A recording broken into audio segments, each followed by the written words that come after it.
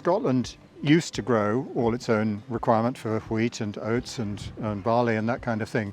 But when I came back to Scotland after running a bakery in England for a long time and just asked myself a question, what are the local grains that I could start using as a baker? I realised that Scotland didn't grow any of the grains for its own bread. We asked the simple question, are there any? Do they exist? And we found some, but not in the gene banks in Scotland. They were in Poland, the USA, Russia, France, Germany, grains with Scottish names on them. And we managed to get them about 13 little samples, 5 grams, just a few seeds of each. We grew them on, and then we had them tested by the James Hutton Institute. And lo and behold, we found that they actually grouped themselves into 3 sections, 3 distinct varieties with some variations. And we found that on average they had higher mineral contents and trace element contents of interest to a human consumer. And that, of course, combines with the need for people to eat more fibre, which we're all aware of, but it's not very easy when nobody explains that actually, if you don't take it out of the grain in the first place, then you can get plenty fibre, but you need to ferment it properly. So everything about the current system is badly aligned in terms of feeding people healthily while not damaging the soil or polluting the environment.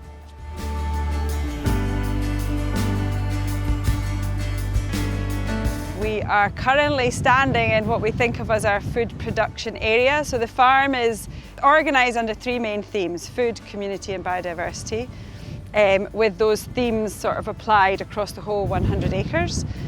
And we think of this as being our main food production zone. To begin with, we will be expanding into food production in other parts of the farm, but for the initial 5 years at least, this is the zone.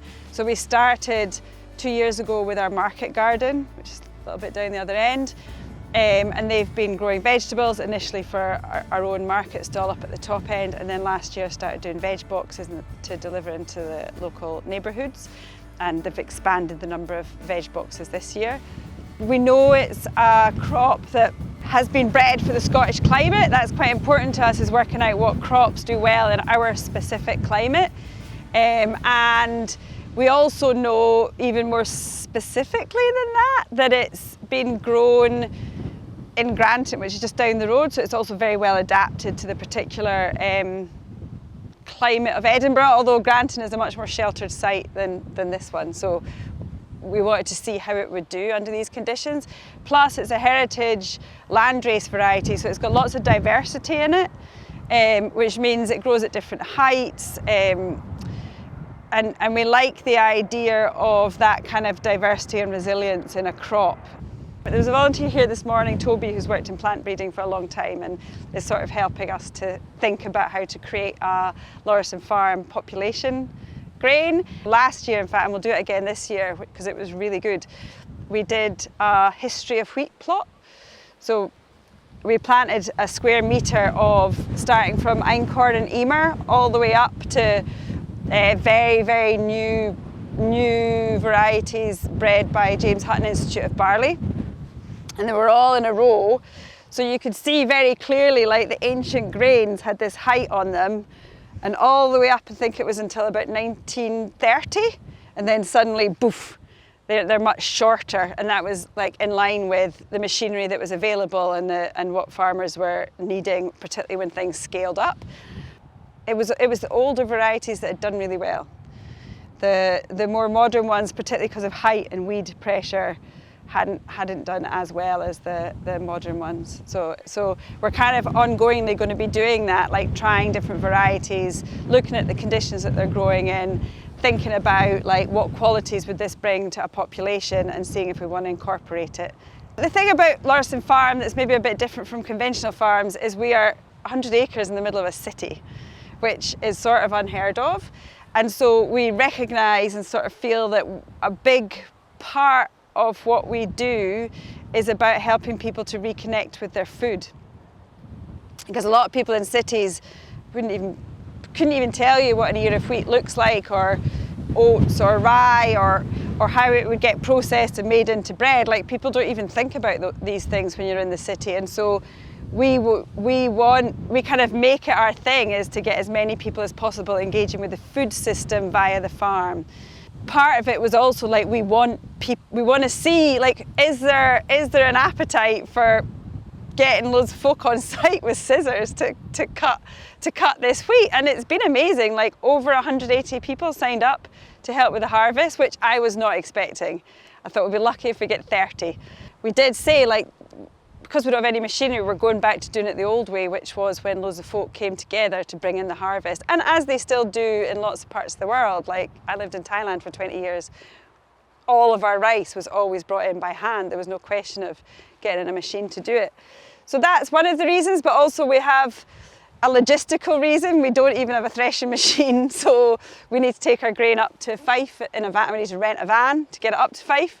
So we wanted to minimise the bulk of what we're having to put in a car and drive. So we're chopping the heads off for that reason, rather than if we were harvesting it in more conventional ways, you'd be taking the straw as well, and we're not going to do that because that would just take up more space in the van, really. What we're looking at is developing another income stream. So this is just part of the step in starting to produce food in a way that's going to diversify our income streams. We're not going to get much income out of this, it's just one alley, but we've been scaling up slowly, you know, from 500 square metres to one alley and then to more than that. And then because we have this close relationship with the bakery, we're looking at setting up the kind of grain processing and grain milling to get it to the bakery and have that kind of local food chain.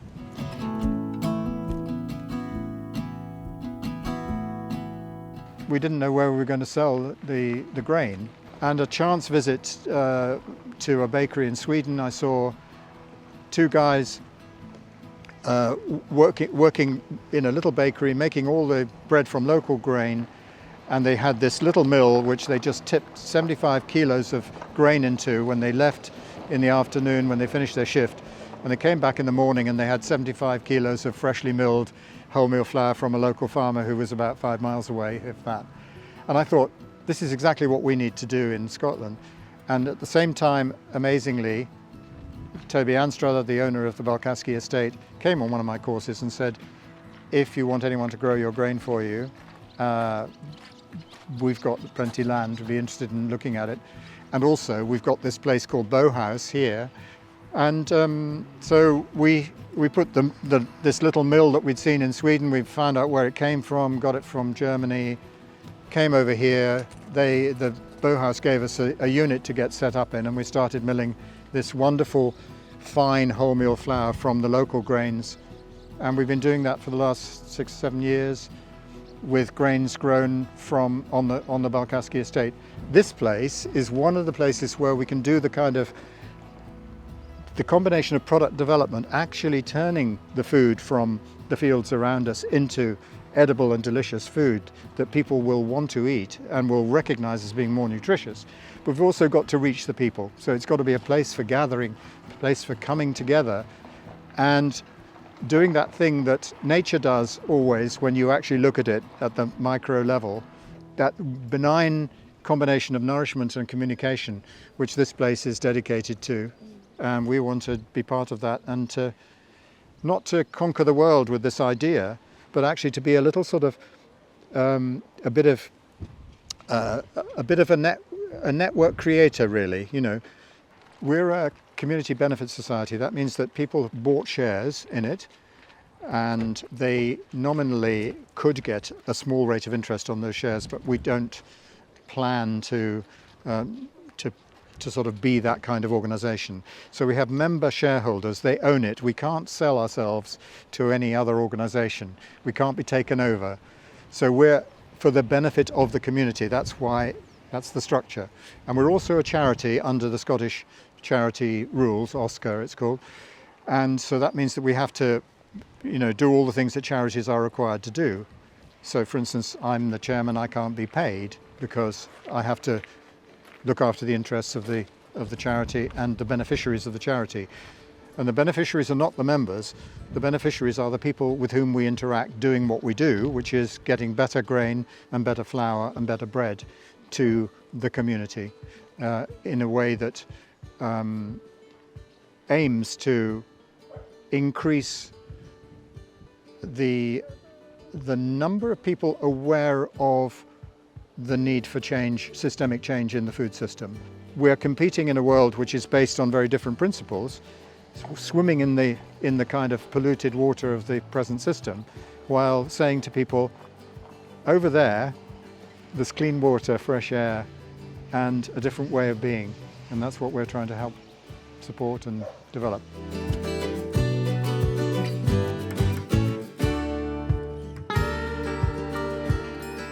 So we started growing wheat after a group from around here went to Andrew Whitley, who set up Scotland the Bread, and yeah, people were just really interested in like seeing all these kinds of oats and rye and barley and wheat.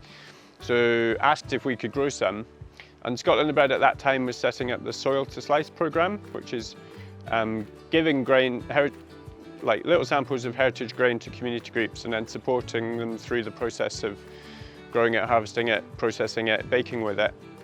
So we were one of the first groups in that programme. So our organisation, we started just digging up corners to grow fruit and vegetables.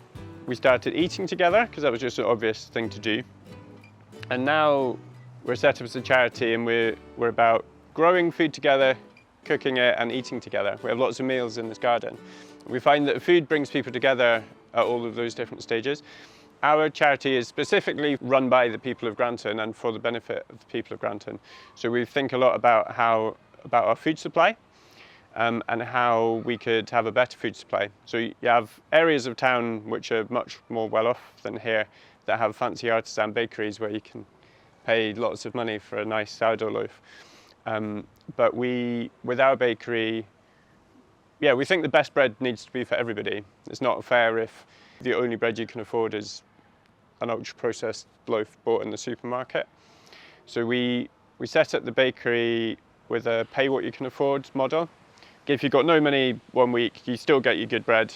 And yeah, some people who can afford more are encouraged to like pay a bit more to make it run. When we first started growing anything on street corners, it caused a bit of a stir and people were like surprised and wanted to know what's going on. Whereas now it's people are like, oh, it's just the gardeners. Like we could dig up anywhere and like people are quite used to it. And then yeah, we planted small wheat fields on street corners and yeah, we had like various like media interest, but now even that is like, it's more normal around here. We're maybe an unusual part of town in that way, but I think for a lot of people it's the connection and being part of the process. So if you've sown the seeds and then watched it grow and then harvested it and then it gets baked into a loaf, that loaf has a lot more meaning and you understand a lot more about it than if you're buying something in a supermarket and you've not really got any idea where it came from or how it was made or who was involved in the process.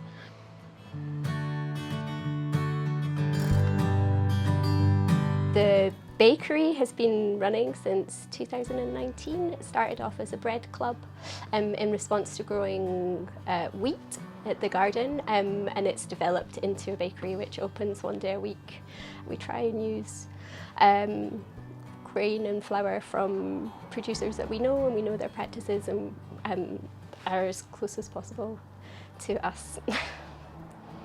We've been experimenting with growing grain for the past 10 years at the growers, and we've had the opportunity to scale up and work in collaboration with Lauriston Farm to produce more grain. We would really love to grow more grain, but we can use in the bakery as like a considerable part of the flour that we use, and it's heritage is important to us as we try to develop climate resistant and locally adapted grains which will grow in the localized climate flour can be quite removed from people as a food source. So actually people seeing the grain growing has had such a big impact in terms of how they think about bread and how they think about the products that we make with that flour, and being able to talk to people every week and have events. We've done a series of different events, every opportunity we have to get people to come and be involved and look at the grains. We grew a history of wheat plot at Lauriston Farm just because we had more space there on the community allotments.